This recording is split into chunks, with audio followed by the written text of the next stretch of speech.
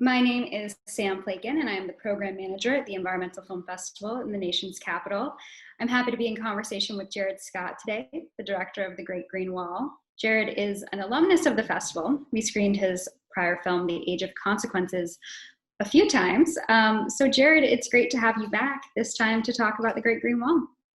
It's great to be back. Thanks for having me. Of course. So for those who might not be familiar with you or your work, could you briefly introduce yourself and just talk a bit about your background?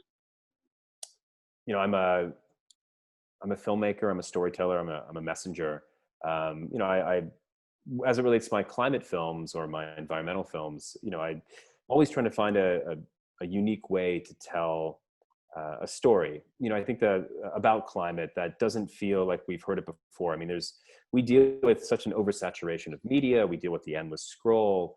There's a lot of times where there's these really important things that are happening in the world and they just don't resonate all the time because there's so much that's being thrown at us. And so I think it's our goal as filmmakers is to try to fight against that saturation, to try to fight against that kind of war for your attention, and hopefully put something forth that tells you about a part of the world that you're not familiar with, but also entertains you and takes you on a ride and an experience. Because we're not just trying to tell things that are tell stories about the environment or climate that are important.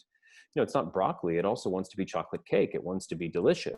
We want to try to make it entertaining. I think it's always the tricky thing with environmental films is how do we make that Saturday night movie. And I think it's something that I've always tried to do, and hopefully, the films have resonated, and I appreciate all the support from DCEFF over the years. So it's great to be back.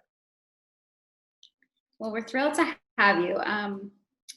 I will admit I had not heard of The Great Green Wall before watching this film, and I get a sense that there are many others who might not have heard of it either. So when did you first hear about the project of building this great green wall across the Sahel? If you would have heard of the Great Green Wall, I wouldn't have made the movie. There already would have been a movie about it, or several movies about it. I mean, the reason we made the film is to try to bring attention to this cause.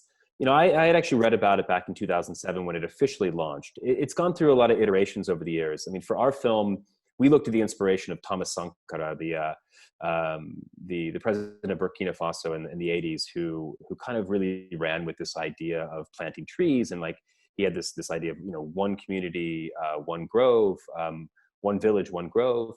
But the idea, and a lot of that was based on on food scarcity and to combat that. But the idea too is to live in harmony with this, create an ecosystem that would lift the people up.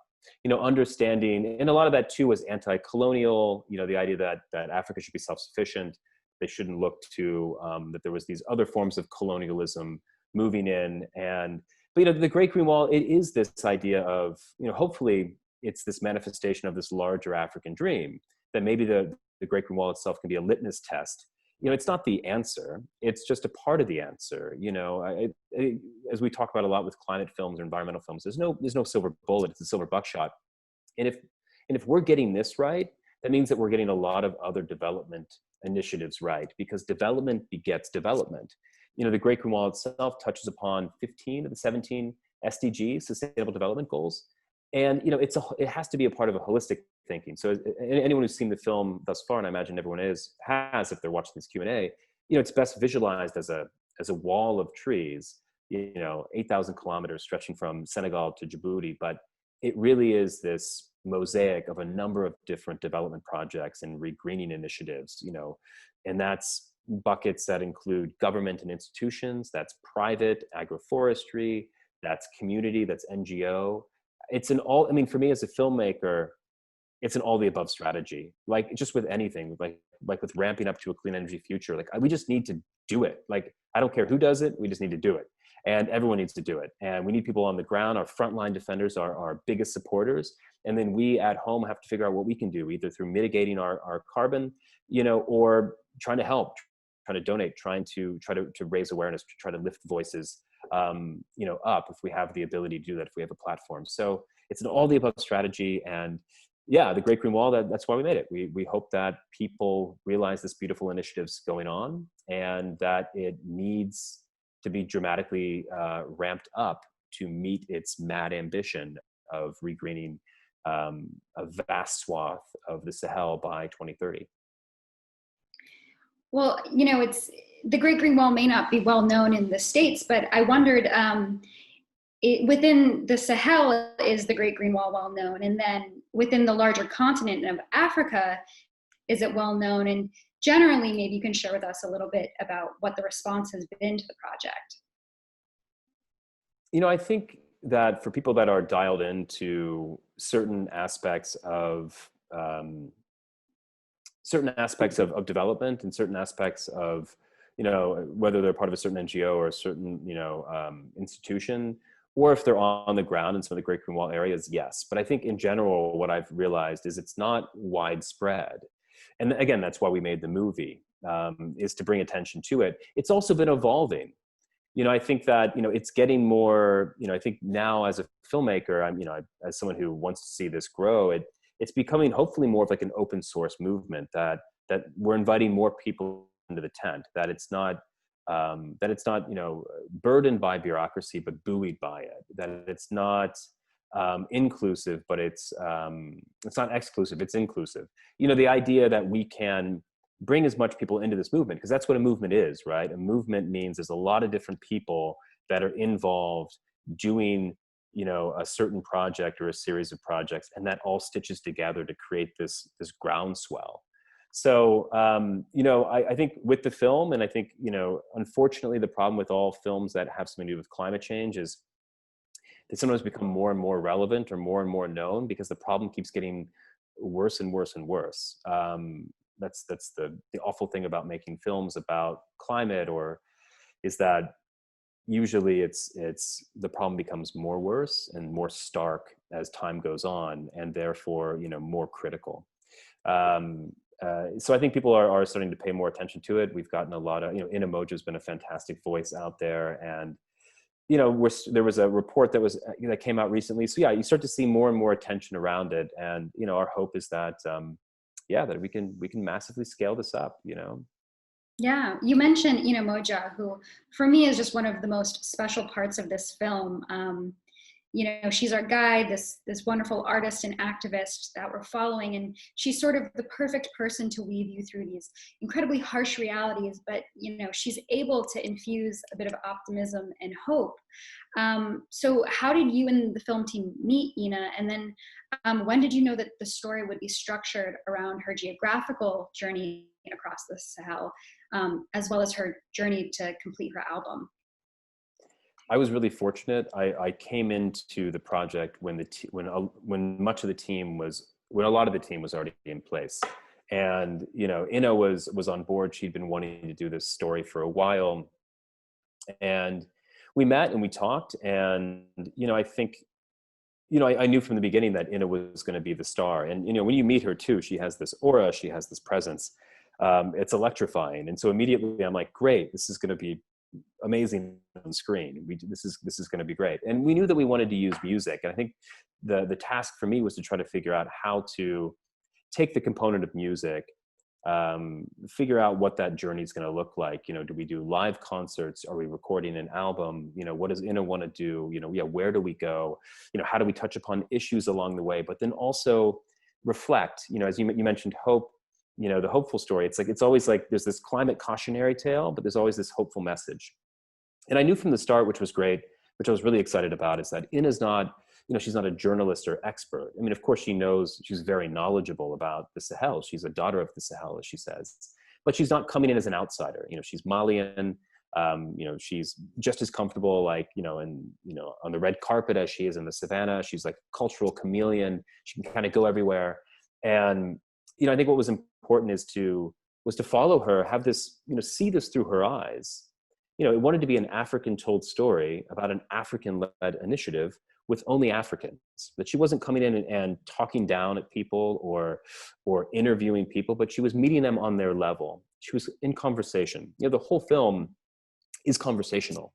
It's all handheld. There's no interviews. It's all like on the ground.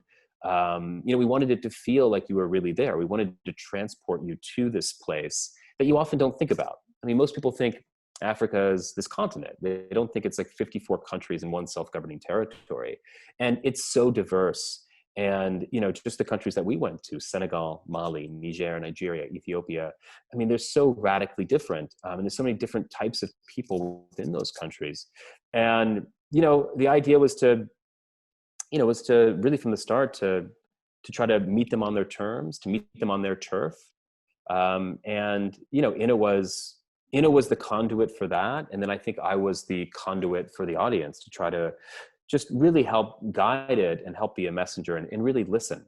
The idea was to get there and really listen and channel what it was really like to be on the ground, which was exciting because I think oftentimes I've done films before, which are very interview based or, there's a lot of commentary. And in this, you kind of let the scenes and the people and the experience within us speak for itself.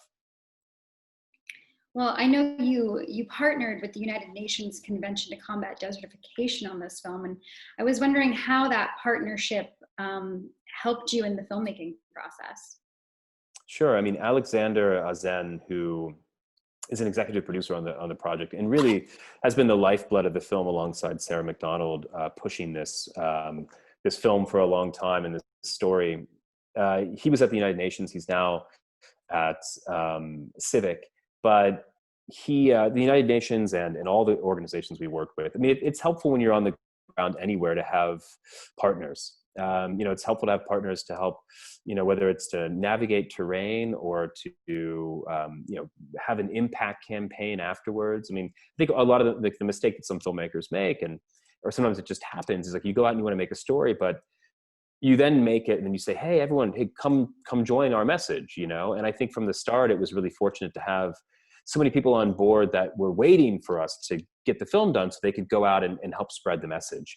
I mean, impact is such an important part of what we do now, and especially in the environmental and climate space. I mean, if you're making a film that ultimately doesn't have impact, then, you're missing a step. And so we were incredibly fortunate to have not just the UN, but a number of different partner organizations that are continuing to help propel the film forward and get behind the message. Well, I mean, it's obviously an ambitious project. I know by 2030, the Great Green Wall aims to restore 100 million hectares of currently degraded land, sequester 250 million tons of carbon, and create 10 million jobs in rural areas. So it's ambitious, and I'm sure those partners are really helping move this along. Can you give us an update on where the project stands today? And I'm also curious, about if you're optimistic about its completion. Sure. I think when we started it, our understanding was it was about 10% or 15% underway. And, now with this new report that came out at the beginning of September, it's now looking about like 18% in terms of the total area. And it still has a long way to go. I mean, there's one point Inna says in the film, we sow the seeds in our lifetime so others may harvest. And I think it's kind of like climate change writ large for me. It's kind of like the 2 degrees Celsius carbon budget. What's the likelihood that we're going to stay below 2 degrees? Arguably 0%. Like we have 7 years to do it and we're not really doing anything, in terms of really making a large collective material difference. I'm not saying that there's not a lot of great things happening and a lot of things to be positive and hopeful about. There definitely is. But when you step back and you look at the whole problem, this behemoth, we're just rushing towards that deadline. It doesn't mean we then say, well, you know what, 2 degrees or 4 degrees warming is okay, or 6 degrees warming is okay, or you know what, we're heading towards 8, so be it. It's Confucius, right? You don't. If you're not going to reach the goal, you don't change the goalpost, you change the methods of which you get there. So I think with this too, it's also wildly ambitious. I don't know what the likelihood is, but we definitely need to ramp it up. We know what happens if we don't do it. And, the alternative is to massively scale this thing up because we know it's going to impact so many lives, but it's also an all the above strategy. We have to do so many things. You can't just build resilience. You also have to mitigate.